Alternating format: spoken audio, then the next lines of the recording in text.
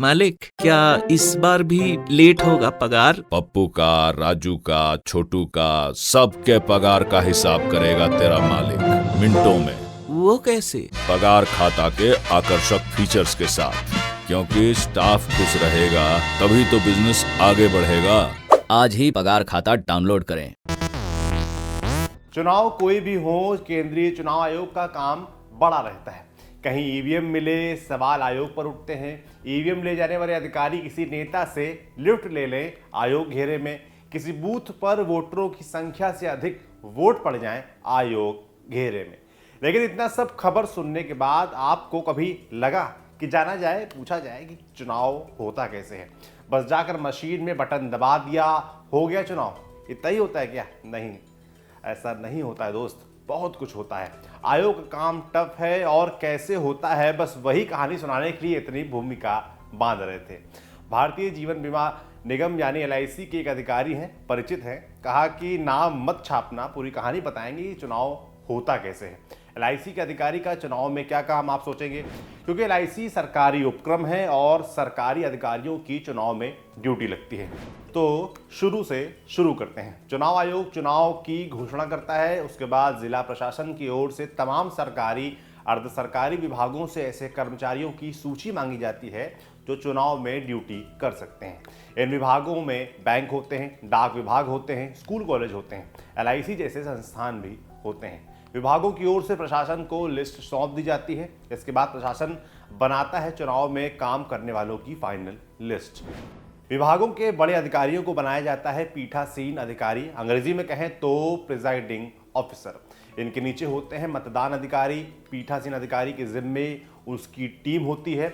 एक टीम में पीठासीन अधिकारी और मतदान अधिकारी को मिलाकर अमूमन 4-5 अधिकारी होते हैं। हाँ, ये हो गया चुनाव में कौन काम करेगा, तय हो गया। इसके बाद इन अधिकारियों की चुनाव के पहले होती है ट्रेनिंग इस बात की कि चुनाव कैसे करवाया जाए। अब चुनाव में काम कर चुके अधिकारी बताते हैं कि अमूमन ट्रेनिंग के 2 सेशन होते हैं। इस ट्रेनिंग में ईवीएम को चलाने की ट्रेनिंग, रख रखाव, लाने ले जाने के नियम और पोलिंग बूथ से संबंधित नियमों की जानकारी दी जाती है। ट्रेनिंग पूरी होती है। अब अधिकारियों की ट्रेनिंग वगैरह सब हो गई है, लेकिन ट्रेनिंग कराते ही चुनाव अधिकारियों को ईवीएम दे तो दिया नहीं जाता है।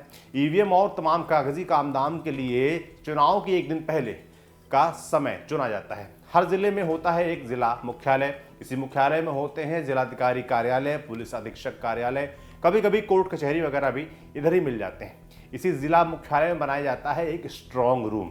इस स्ट्रांग रूम में उस जिले के सारे मतदान केंद्रों में इस्तेमाल में लाए जाने वाली ईवीएम मशीनें और काम में आने वाले कागज रखे होते हैं। पास में ये सब डिब्बे सिब्बे रखे होते हैं। इन्हें डिब्बों की मदद से ईवीएम के चारों ओर आड़ बनाया जाता है ताकि वोट कोई देख न सके। अब पीठासीन अधिकारी अपनी टीम के साथ मतदान केंद्र पहुंचता है। यहाँ पर टीम की मुलाकात होती है रिटर्निंग ऑफिसर से। रिटर्निंग ऑफिसर का काम होता है सभी टीमों को मतदान के लिए जरूरी सामान मुहैया करवाना। कई बक्सों में सामान मिलते ही पीठासीन अधिकारी को कहा जाता है कि टीम के साथ ईवीएम लेकर निकलने से पहले वो चेक कर लें कि ईवीएम की बैटरी चार्ज है या नहीं। मशीन ऑन ऑफ करके ही ये समझ में आ जाता है। अब मशीन में गड़बड़ है तो वहीं पर चेंज हो जाएगी, सही है। तो पीठासीन अधिकारी मशीन, सामान, कागज पत्तर के साथ अपनी टीम के साथ चला जाएगा। कैसे जाएगा? सभी टीमों को गाड़ियां मिलेंगी, किसी को बस मिलेगी तो किसी को मिलेगी 4 पहिया। हर टीम की गाड़ी और गाड़ी नंबर एकदम फिक्स। अब चलते हैं सीधा मतदान केंद्र। अमूमन प्राथमिक विद्यालय, माध्यमिक विद्यालय या इंटर कॉलेज में मतदान केंद्र बनाए जाते हैं। एक केंद्र में एक से अधिक बूथ होते हैं। एक बूथ पर एक ईवीएम और एक ही पीठासीन अधिकारी होता है। मतदान केंद्र तक पहुंचते पहुंचते अक्सर देर दोपहर या शाम हो जाती है। अमूमन स्कूल के लोग मतदान केंद्र में झाड़ू सफाई करवा देते हैं, फिर भी सफाई करवाई जाती है। टेबलों स्कूलों को लगवाया दिया जाता है। ईवीएम के टेबल के आसपास पर्याप्त रोशनी का इंतजाम किया जाता है ताकि जब वोटिंग के लिए अगले दिन ईवीएम खोला जाए तो सभी बटन और उम्मीदवार साफ साफ दिख सकें। 3 ओर से आड़ लगा दी जाती है। मतदान अधिकारी इन सब तैयारियों को अंजाम देते हैं। पीठासीन अधिकारी तमाम कागजी काम निपटाते हैं। ईवीएम अभी भी उस खास ब्रीफकेस नुमा डिब्बे में बंद है। काम निपट गए। बाहर सशस्त्र जवान मतदान केंद्र की रक्षा करते हैं, लेकिन वो पोलिंग बूथ के भीतर नहीं घुस सकते। मतदान केंद्र में ही पोलिंग कराने गई टीम रात में वहीं मतलब उसी जगह पे रात गुजारती है। सुबह की शुरुआत वहीं से होती है। अब आगे कहानी जानने के पहले दो नाम सुनिए। पहला नाम है पोलिंग एजेंट और दूसरा नाम है माइक्रो ऑब्जर्वर। पोलिंग एजेंट एक खास पार्टी का होता है। जिस वार्ड, गांव, मोहल्ले में मतदान केंद्र बना हुआ है, पोलिंग एजेंट अमूमन वहीं का होता है। वो पोलिंग स्टेशन में जा सकता है। उसके आने जाने और पोलिंग स्टेशन में रहने का पास पीठासीन अधिकारी ही बनाता है। पोलिंग एजेंट के पास वोटर लिस्ट की एक कॉपी होती है। उसका काम होता है कि वो इस बात की तस्दीक कर सके कि पोलिंग ठीक तरीके से करवाई जा रही है, उसमें किसी तरह का कोई पक्षपात या धांधली तो नहीं की जा रही है। पोलिंग एजेंट वोट देने आए लोगों के वोटर नंबर का अपनी वोटर लिस्ट से मिलान लगातार करता रहता है। इसकी जानकारी उसे कमरे में ही बैठे मतदान अधिकारी से लगातार मिलती रहती है।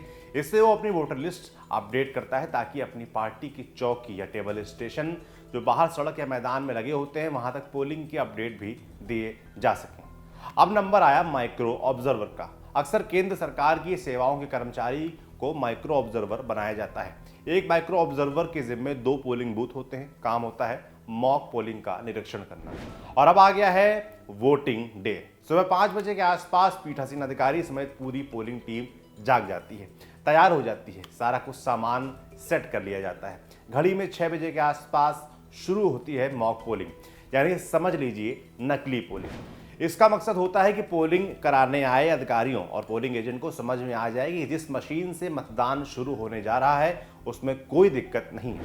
ऐसा करने के लिए ईवीएम को सेट किया जाता है। अब पीठासीन अधिकारी को छोड़कर बाकी मतदान अधिकारी, पोलिंग एजेंट मिलकर मशीन के सभी बटन दबाते हैं, बारी बारी से सभी बटन। और पीठासीन अधिकारी एक तरफ खड़ा होकर कागज पर ये नोट करता रहता है कि किस चुनाव चिन्ह पर कितनी बार बटन दबे। सभी लोग मॉक पोल कर लेते हैं। पीठासीन अधिकारी अपनी नोटबुक में पड़े वोटों की गिनती को जोड़ करता है। माने सारे प्रत्याशियों के नाम पर मिलाकर पड़े 100 वोट। अब मशीन तभी सही मानी जाएगी जब मशीन की गिनती भी 100 वोट दिखाएगी। अब पीठासीन अधिकारी ईवीएम खोलता है और वहां पर काउंटिंग का बटन होता है। उसे दबाते ही मशीन के सभी वोटों का जोड़ सामने आ जाता है। अगर पीठासीन अधिकारी के अपने जोड़ और मशीन का जोड़ बराबर है तो मशीन बिल्कुल ठीक है। अगर जोड़ बराबर नहीं है तो पीठासीन अधिकारी सेक्टर मजिस्ट्रेट को इसकी जानकारी देता है, जो जांच के बाद ईवीएम को बदल देता है। अब मशीन सही निकल गई। सभी पोलिंग एजेंट और माइक्रो ऑब्जर्वर संतुष्ट हो गए। मॉक पोलिंग में हिस्सा लिए सभी लोग कागज पर साइन करके इसकी पुष्टि करते हैं। अब पीठासीन अधिकारी एक बटन दबाकर मशीन के सारे वोटों को डिलीट कर देता है। मशीन को रिबन और गरम लाख की मदद से सील कर देता है। 7 बजते बजते वोटिंग आम जनता के लिए शुरू हो जाती है। तो अंत में बात यह कि वोटिंग तो हो गई, अब आगे क्या? मशीन बंद की जाएगी। अब फिर से सभी के सामने मशीन में वोटिंग कंप्लीट का बटन दबा दिया जाता है। मशीन सील करके उसी ब्रीफकेस नुमा बक्से में बंद कर दी जाती है। बक्सा होता है पीठासीन अधिकारी के हाथ में। जिस गाड़ी से सभी अधिकारी पोलिंग स्टेशन आए थे उसी गाड़ी में बैठकर वापस जिला मुख्यालय के स्ट्रांग रूम तक चले जाते हैं। रिटर्निंग ऑफिसर द्वारा मशीन को फिर से जमा कर दिया जाता है। कमरा बंद हो जाता है और सुरक्षा बलों की निगरानी शुरू हो जाती है। अब मशीन मतगणना के समय ही सामने आती है। ये जानकारी आपके लिए लाए थे हमारे साथी सिद्धांत मोहन। आपको ये जानकारी कैसी लगी हमें कमेंट बॉक्स में लिखकर जरूर बताएं। बाकी देखते रहिए द ललन टॉक। फेसबुक पर क्या फैला, ट्विटर पर कौन हुआ ट्रोल, यूट्यूब की ट्रेंडिंग से लेकर इंस्टा के सब झोल, सोशल मीडिया की हर उठापटक एक जगह। सोशल लिस्ट सोमवार से शुक्रवार रात 10 बजे दी ललन टॉप पर।